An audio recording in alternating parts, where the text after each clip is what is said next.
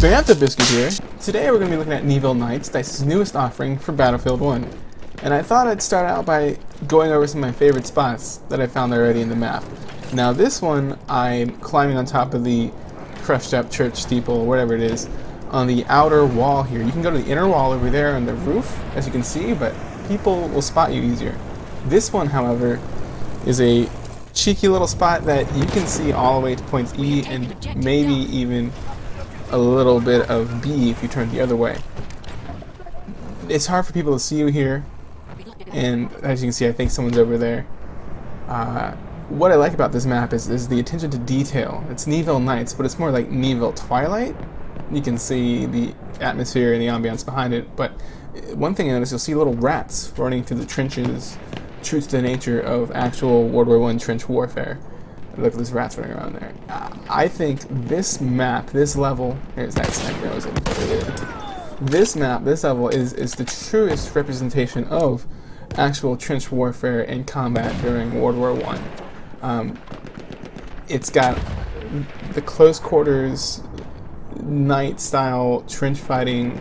Half the time you're running through the trenches, you're going to bump into somebody without seeing them, like you were a trench raider or things of that nature. And you can see there's someone trying to take D now. They have no idea where I am. I'm up here on the church steeple top. There's that guy.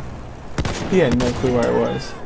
This is just one of my favorite spots to start. I'm sure once people learn this spot, it'll be heavily touted as one of the as like a cheap spot, but it works. See this guy running across the bridge from E? He has no idea where I am. I have to reload though. One thing I want to talk about with Neville Nights is the best loadout. These guys keep trying to take B here. Oh crap, there's a tank. Forgot about that guy. Anyways, as you'll notice, I'm starting to get shot. They started to realize where I was getting shot from all over the place, and so I'm going to try to take cover. And you can't take cover, but I fell a little bit. It's alright, I'm going to revive that guy and not get killed by this tank. This scary fire tank. I don't know if he even knows I'm here. But anyways, this is just a steeple spot. Getting on top of the church is one of the best little hideaways you can get to. Got a great vantage point. Oh, this guy's gonna happen here. But hey, it's alright. And this next spot is one of my favorite spots. This is on level C, or capture point C, and it is on top of the burnt out Char 2C tank in the middle of the capture point. For whatever reason, people don't look up there, I guess, I don't know. They're just running right towards me, spawning right where I am, and I'm just taking them out pretty easily. Maybe the fire and the smoke also skews their vision. However, it conceals your position rather well.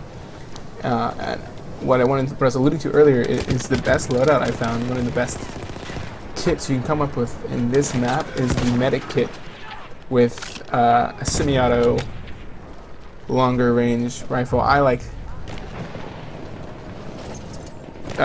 this guy right here. I forgot the name.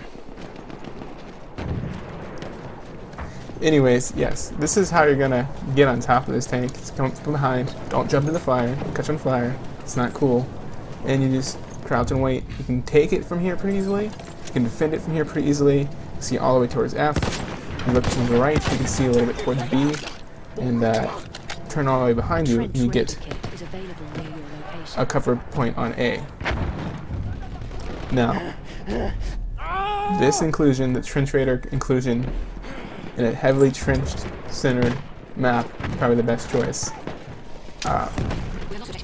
It's unstoppable. Trench Raider, you know, it's great for bashing people's skulls in, but you're also secondary in goal is to heal your class. You have medic abilities, and you want to drop those med kits as much as possible. The trenches give ample opportunity to find cover to go in between different capture points, as seen here. And the only real long-range option right there, like I had with a grenade, does the job. But this Trench Raider class was made for this map, because you go into no man's land and you're screwed with this guy. That being said, this map layout, this level layout, the best course of action is just to run the perimeter.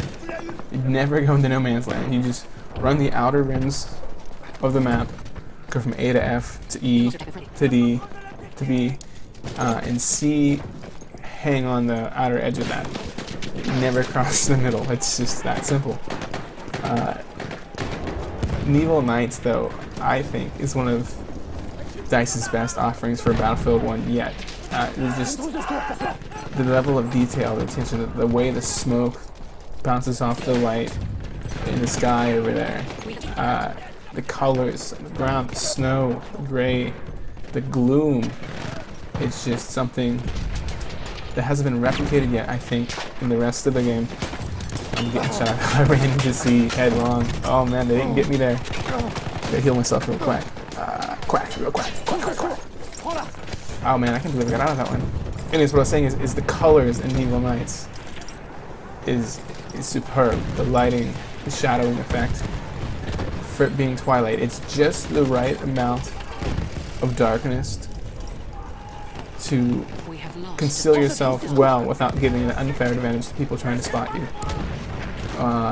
You know, there are a little bit of dark corners in other maps that you can hide and pick people up all day, but here you're gonna be able to conceal yourself, but you can still see everybody lit up by the moonlight. And I think that's one of the key aspects here. Is this is a full moon night, and there's a lot of water to reflect light off of that, and there's a lot of fire to reflect light off of as well.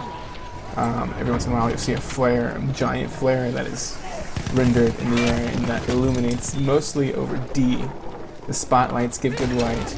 I mean, you can call this a night map if you'd like, but it's not pitch black. And there's much darker points of the rest of the game in different levels. So I think the lighting in this is just perfect. And it's one of the truest representations of the Western Front anyway, with trench warfare. Let's see where am I going here. I can't get this guy. There we go. Oh, let's go there. Get a 1-on-1 right here. Got him. Oh, here. This guy here. I had to heal myself there. Let's see if I can get this guy. That was a good 1-on-1. You know, he had a sniper and a semi, and I mean, I think I had the advantage there, but he definitely got the first shot off on me. Where are we going here? Yeah. So, see here, we're just running the perimeter from D to B, never run up the middle. There. Just kind of run the perimeter routes. You don't want to cross no man's land, you'll get picked off rather easily by anybody with any sort of weapon with a decent amount of range. And you don't need a sniper rifle. I get picked off by LMGs quite often, just because there's a lot of good lanes if your target is running across no man's land, which you should never do. I don't know why, don't do it. It's called no man's land for a reason. It's no man's land. And so, that's, don't do it. Where am I here? Am I fired? Look how light it is over there. The moon is making it like daytime. Oh, I got a cat there. Oh, that's embarrassing. Anyways, where are we heading? Yeah, there's a lot of opportunity if you're getting hit to get out of harm's way and get out fast. Like, I think I'm getting popped here, running down the trench, get out just as fast. And the advantage of medic class, obviously, is self-healing capabilities. And there's just enough twists and turns to get out of the way. There's a lot of cover.